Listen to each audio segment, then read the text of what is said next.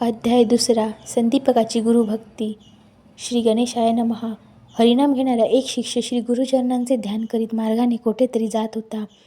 दमल्यामुळे तो एका झाडाखाली विसावला. भस्म, व्याघ्रचर्म आणि पितांबर धारण केलेला एक योगी त्याच्या स्वप्नात आला. त्याने नामधारकाच्या भाळी स्वहस्ते भस्म लावले व त्याला अभयदान दिले. नामधारकाला एकदम जाग आली. त्याने भोवताली पाहिले, पण कोणीच दिसले नाही. तो आश्चर्य करीत पुनश्च मार्गस्थ झाला. काही अंतरावर त्याला स्वप्नातील योग्याचे प्रत्यक्ष दर्शन झाले. तो आनंदाने पुढे धावला आणि त्याला वंदन करून म्हणाला, हे योगीश्वर, या भक्तावर कृपा करा स्वामीराया. आपण कोण? कुठून आलात? आपण कुठे राहता? योगी म्हणाला, माझे नाव सिद्ध, गाणगापूरचे नरसिंह सरस्वती हे माझे गुरु. नामधारक म्हणाला, मीही नित्य श्रीगुरूंचे ध्यान करतो, मग माझ्या नशिबी ही कष्टप्रद अवस्था का? योगी म्हणाला, नामधारका, तू त्यांची एकनिष्ठेने भक्ती कर, मग तुला त्यांच्या कृपेची साक्षात अनुभूती येईल. पूर्वी ब्रह्मदेवाने कलियुगाला श्रीगुरूंचा महिमा सविस्तर सांगितला, तोच मी तुला सांगतो, ऐक. सृष्टीच्या आरंभी विष्णूने आपल्या नाभिकमलातून ब्रह्मदेवास उत्पन्न केले. त्याला 4 वेद दिले व त्यांना अनुसरून जगाची निर्मिती करण्यास सांगितले. त्याप्रमाणे त्याने विश्व निर्माण केले. 4 प्रकारची जीवकोटी उत्पन्न केली. मग त्याने काळाचे 4 विभाग करून 4 युगे निर्माण केली. त्यांना क्रमाने पृथ्वीवर धाडले. कृतयुगाच्या प्रभावाने लोक सत्प्रवृत्त व सन्मार्गी झाले. त्रेतायुगाच्या प्रभावाने लोक यज्ञाद्वारे स्वतःचे कल्याण करून घेऊ लागले. द्वापारयुगाने आपल्या स्वभावधर्माप्रमाणे पाप व पुण्य समसमान केले. त्यानंतर ब्रह्मदेवाने कलियुगाला बोलावून घेतले. ते वृद्ध आणि वैराग्यशून्य होते. कलह आणि द्वेष यांना बरोबर घेऊनच ते आले होते. त्याने उजव्या हाताने स्वतःची जीभ व डाव्या हाताने शिश्न धरले होते. ब्रह्मापुढे अधोमुख उभे राहून म्हणाले, हे विधी, मी दुर्जनांचा मित्र व सज्जनांचा वैरी आहे. जे वाणी, रसना व कामवासना ताब्यात ठेवतात त्यांना मी काहीच करू शकत नाही.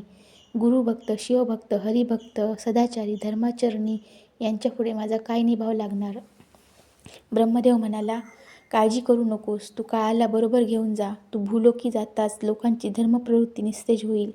सज्जनही पापप्रवृत्त होतील, त्यांना तू पीडा दे. जे लोक तुला वश होणार नाहीत असे पुण्यवान सज्जन फारच थोडे असतील. निर्मळ मनाचे, निष्कपटी, निर्लोभी, माता, पिता, देव, ब्राह्मण, गुरु, गायी व तुलसी यांची सेवा करणाऱ्या साधुजनांना तू कधीही त्रास देऊ नकोस, ही माझी आज्ञा आहे. कलियुगाने ब्रह्मदेवाला गुरुचे स्वरूप व महात्म्य विचारले. ब्रह्मदेव म्हणाला, गुरु हा शब्दच 4 मुक्तींची प्राप्ती करून देणारा महामंत्र आहे. गुरु हाच ब्रह्मा, विष्णू, महेश. देव कोपले तर गुरु रक्षण करील, पण गुरु कोपला तर कोणीच रक्षण करू शकणार नाही. गुरुभक्तीने जगाच्या रहस्यांचे आकलन होते. भक्ती, वैराग्य व सत्प्रवृत्ती वृद्धिंगत होते. गुरुमुखातून ऐकले म्हणजे शास्त्रार्थाचे व्यवस्थित आकलन होते. गुरुच्या सेवेने कायिक, वाचिक व मानसिक शुद्धी आणि सर्व प्रकारच्या सिद्धी प्राप्त होतात. त्याविषयीची एक कथा सांगतो, ऐक. पूर्वी गोदावरीच्या तीरी अंगिरस ऋषींच्या आश्रमात पैल ऋषींचे शिष्य असलेले वेदधर्म नावाचे मुनी राहत असत. ते आपल्या शिष्यांकडूनच वेदशास्त्रांचा अभ्यास करून घेत असत. एकदा ते सर्व शिष्यांना उद्देशून म्हणाले, माझे पूर्वजन्मीचे शेष पापभोग याच देही भोगायचे आहेत. त्यासाठी मी काशीस जाणार आहे. तेथे मला कुष्ठरोग होईल, मी आंधळा व पांगळा होईल, मला 21 वर्षे सांभाळावे लागेल.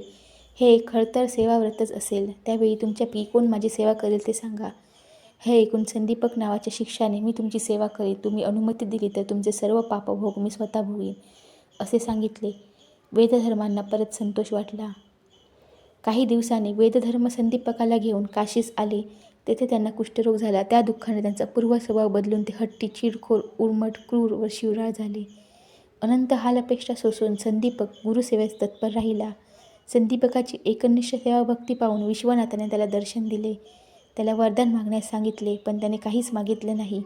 मग विष्णूने दर्शन देऊन वर मागण्यास सांगितले. तेव्हा संदीपकाने माझी गुरुभक्ती अधिकाधिक दृढ होवो असा आशीर्वाद मागितला. तेव्हा प्रसन्न झालेल्या विष्णूने त्यांच्या गुरुभक्तीची प्रशंसा केली. ही गोष्ट वेदधर्मांना कळताच त्यांनी संदीपकाला वरदान दिले, शिष्योत्तमा, तू काशी क्षेत्री चिरकाल वास करशील. तुझ्या स्मरणाने लोकांचे दुःख दैन्य जाऊन त्यांचे कल्याण होईल. वेदधर्माने शिष्याची परीक्षा घेण्यासाठीच कुरूप धारण केले होते. त्यानंतर ते दिव्यदेही झाले. लोकांच्या कल्याणासाठी आपल्या शिष्यासह काशीतच राहिले. सिद्ध म्हणाला, नामधारका, गुरु महात्म्य लक्षात घेऊन त्यांची दृढ भावाने सेवाभक्ती करावी. गुरुभक्तांवर शंकर नेहमीच प्रसन्न असतो. श्री स्वामी समर्थ. गुरुचरित्र कथासार अध्याय 2 समाप्त.